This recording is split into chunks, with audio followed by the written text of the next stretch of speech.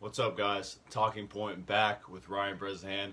We got a new book today. This one is a picture book, actually, that I picked up from the library, or I picked up from Half Price Books a long time ago. It's called The Lion and the Mouse. I actually got it because this was right in the phase of my life where I started falling in love with lions and what that symbolized to me, which was strength, courage, tenacity, and the iron will to move forward and really kill whatever's in my path to achieve my goals. And I feel like that's something that they symbolize to many of us, especially men. You see guys with tattoos all the times with lions or tigers or whatever, and everybody loves lions. And it really symbolized something similar to me.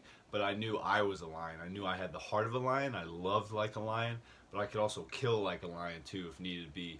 And that's what I did. I killed whenever I went out and got my trainer certificate, and I just started training while everybody else was still kind of doing their thing in high school, partying, whatever. I was up early, working 4:45 to whatever, right before school, working before school, go to track practice, go back to the gym and work out, and then eat. And in reality, I still had a very easy life. I was driving a nice car that I didn't have to pay for.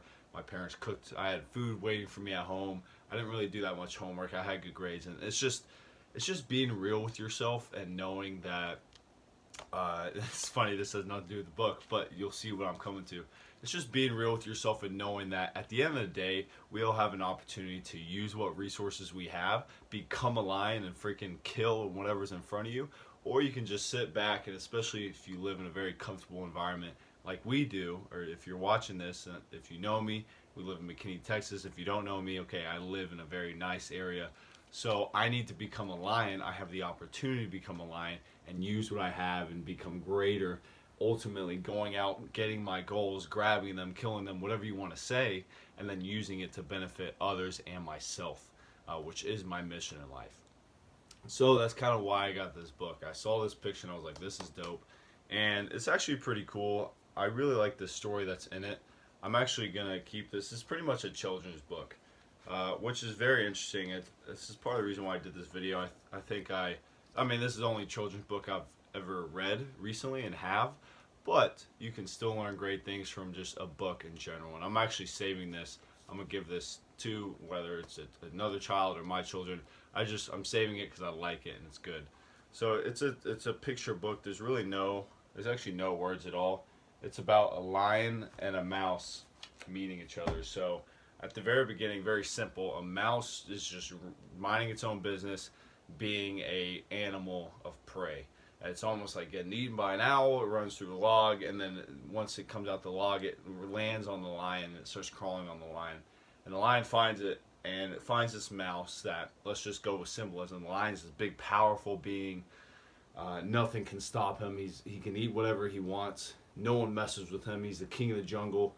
And a mouse crawls on him because the mouse is trying to escape something else and accidentally hits him. It's an accident.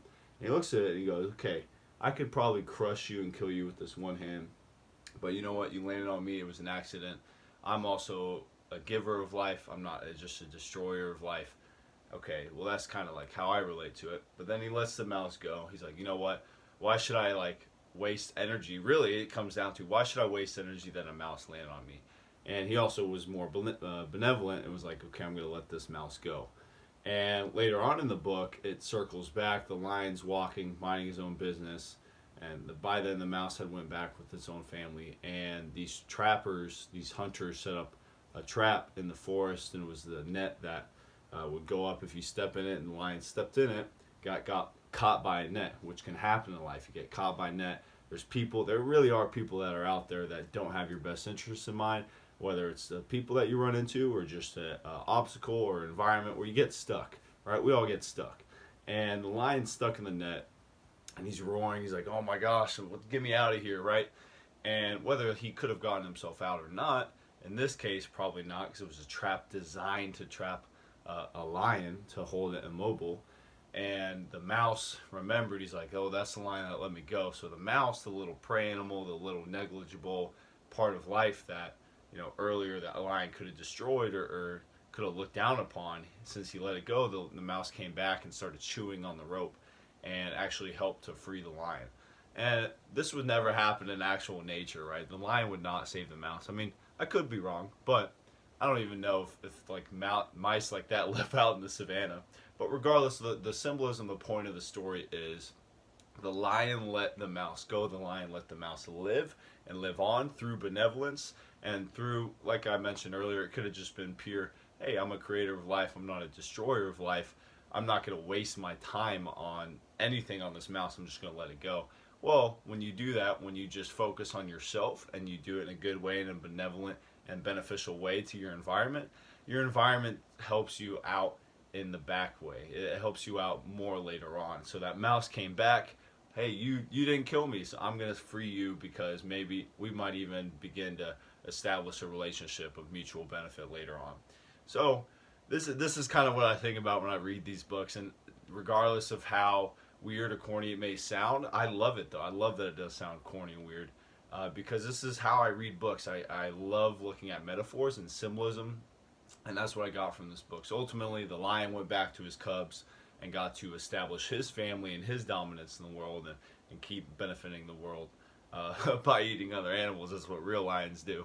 But and then the mouse went to go benefit his family and his world, and I think that's the moral of the story. Is whenever you are a leader and you allow people to help you out or you help others out first, it's always going to come back and help you out later on. If or even if you don't get stuck, it's going to help you even get to your goal even faster. If you do get stuck, that's when those people or those environments or those animals in this book, so different things in your environment, come to help you out now because you were grateful, you were benevolent, you were beneficial to a relationship early on. And I think that's just an understanding and a baseline, a foundation of how I want to act and how I think people should act if you do consider yourself a lion. Be, in this case, a benevolent lion when something does not necessarily matter. You know, it's a mouse. Is he really going to waste energy on a mouse? In real life, yeah, a lion's not going to be nice to a gazelle if he needs to eat. He's going to freaking kill that thing and eat it because that's the circle of life. That's pure fact. Nature is not all nice and googly eyes and Disney. Nature will kill you. If I was out in the savannah, I would get eaten by a lion. I would try my hardest not to. I mean, if I found a stick and I sharpened the stick, heck no, I'd kill those things. Hopefully I would, and I would train. Whatever. It's survival of the fittest out there. But point in case, I know I'm going on tangents. The point of this book is, okay, I see myself as a lion. How can I be the most benevolent, most beneficial to my environment? Yes, I'm going to go get my goals, but if something comes to me and I help it, hey, who knows how it might help me in the future? And that's kind of how I relate it to the life we live. So help and be helped. It's a good book. I really did enjoy it. I mean, this could take, I actually just read it for the video because for a reminder, it took like 3 minutes. So very easy book to read. I pulled it off of my wardrobe. Hey, it's a good book. I'm glad I got it. It's a good lesson to teach, especially to kids.